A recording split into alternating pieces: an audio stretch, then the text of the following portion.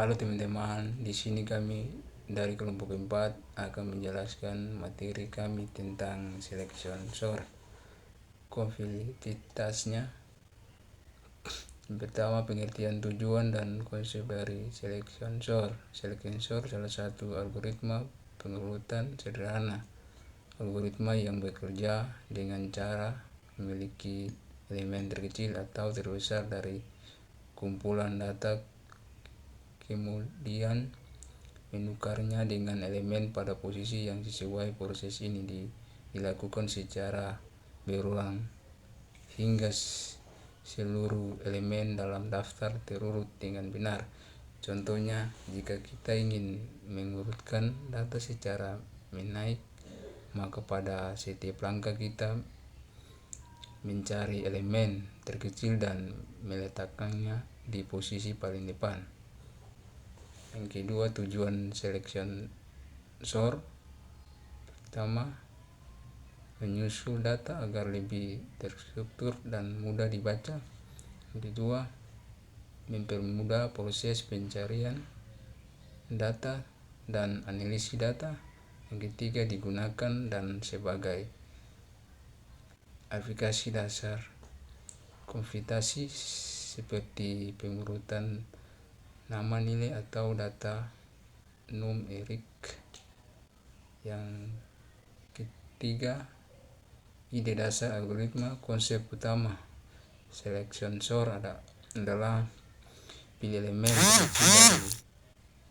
dari data yang belum terurut, kemudian letakkan di posisi yang benar. Secara konseptual, prosesnya terdiri dari dua bagian utama. Yang ke satu, bagian data yang sudah terurut di sisi kiri. Yang kedua, bagian data yang belum terurut di sisi kanan. Setiap langkah algoritma akan memperluaskan bagian kiri terurut dengan memindahkan satu elemen terkecil dari bagian kanan belum tertentu.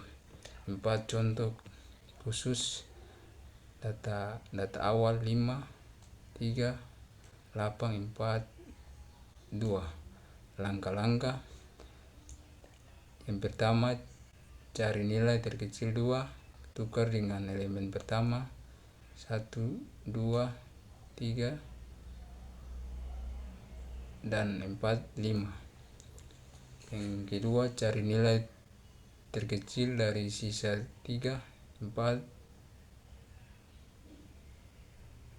3, 8, 4, 5, tetap 3, dan 2, 3, 8, 4, 5, dan terus. Yang ketiga, cari nilai terkecil dari 8, 4, 5, 4, 2, 3, 4, dan 8, dan 5.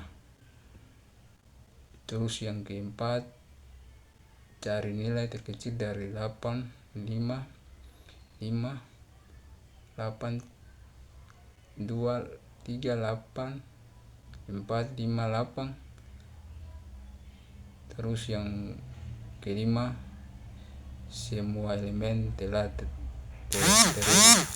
Sekian dan terima kasih.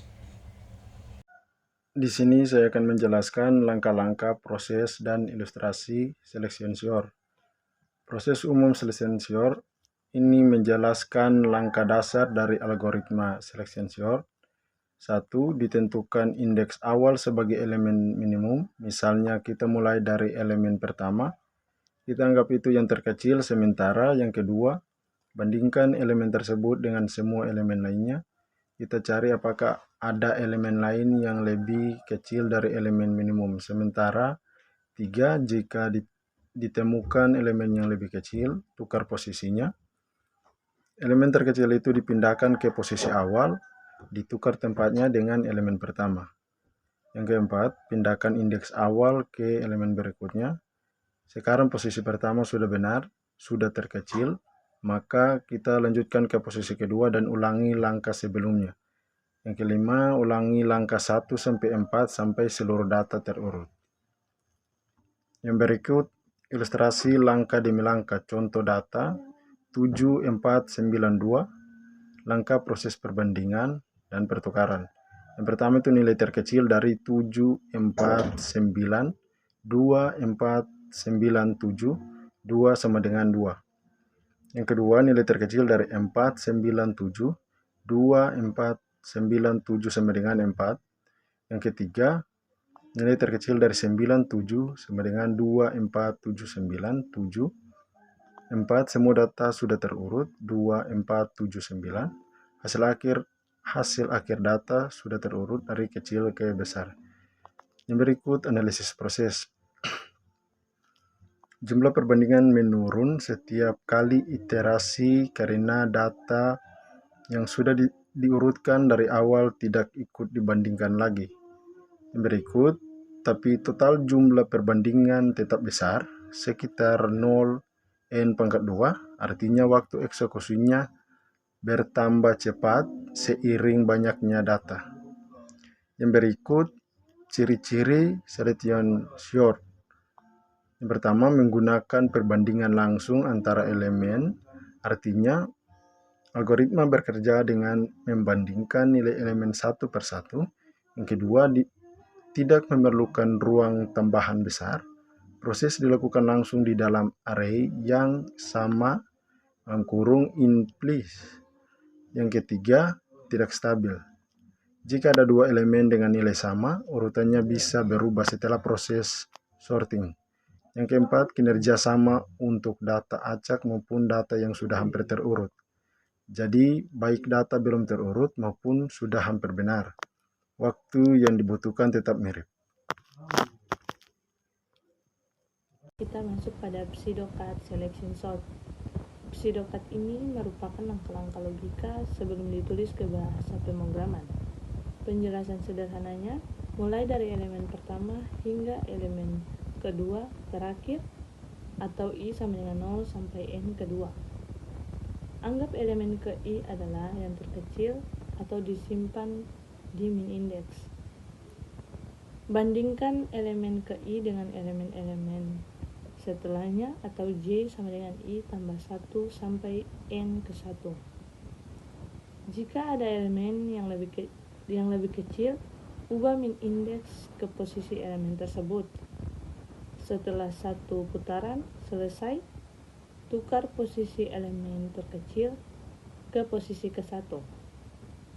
Intinya, kita mencari nilai terkecil dan menempatkannya di depan, satu per satu. Penjelasan pseudo-cut. Pertama, min index menyimpan posisi nilai terkecil sementara. Kemudian loop pertama atau i menentukan posisi yang sedang diisi. Loop kedua atau j mencari nilai terkecil dari sisa data. Setelah ketemu, tukar posisi atau swap antara elemen terkecil dan elemen posisi ke i. Contoh, bayangkan kamu sedang menyusun kartu angka dari kecil ke besar. Setiap langkah kamu cari kartu terkecil, lalu taruh di urutan pertama, kedua, dan seterusnya. Implementasi program dalam C++. Program ini membandingkan setiap angka untuk mencari yang terkecil, lalu menukarnya agar urut dari kecil ke besar. Berikut ini hasil output yang kita dapat: 2, 3, 4, 5, 8. Artinya, data sudah diurutkan dari terkecil ke terbesar. Dan program memakai dua perulangan atau loop bersarang untuk membandingkan elemen. Kemudian, variabel min index menyimpan posisi nilai terkecil sementara. Setelah semua selesai, hasil akhirnya ditampilkan dalam urutan menaik. Contoh nyata, misalnya ada angka 5, 3, 8, 4, 2. Tunjukkan urutannya. Pertama, kita cari angka terkecil atau 2, pindahkan ke depan. Sambil tunjukkan kode, bagian for luar itu langkah demi langkahnya.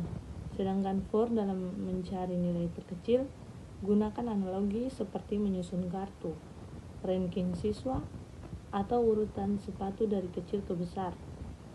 Jadi selection sort bekerja dengan cara memilih nilai terkecil dan menempatkannya ke posisi yang tepat. Oke, baik, kita masuk pada materi yang terakhir, yaitu kompleksitas, analisis kinerja, dan kesimpulan. Pertama, analisis kompleksitas waktu.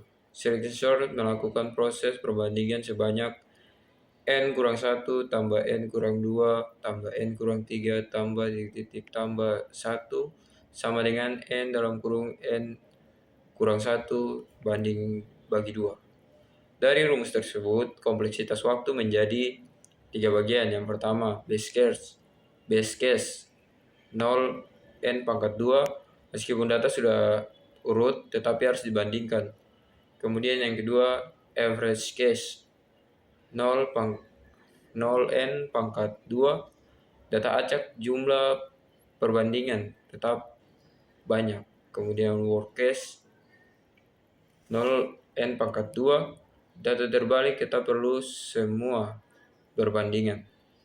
Dengan kata lain, selection sort tidak efisien untuk data besar karena waktu pemosesannya meningkat sangat cepat seiring berkembangnya jumlah data.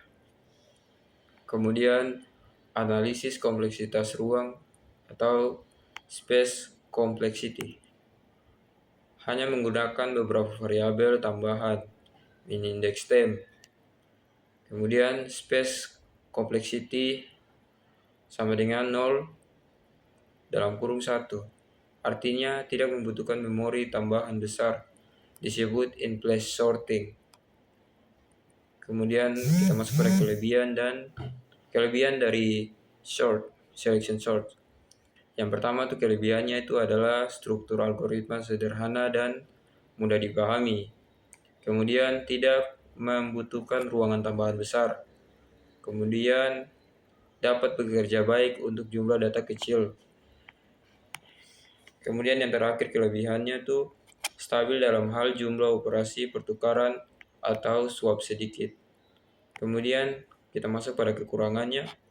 Selection sort yang pertama tidak efisien untuk data besar karena 0 atau N pangkat 2. Kemudian yang kedua itu tidak stabil. Urutan elemen sama bisa berubah. Kemudian proses perbandingan dilakukan meski data sudah terurut. Baik, jadi kesimpulan dari pembahasan materi kita, selection sort merupakan algoritma dasar pengurutan yang cocok untuk tujuan belajar konsep sorting. Ya baik, sekian pembahasan materi dari kami kelompok 4. Mohon maaf jika ada yang salah. Terima kasih.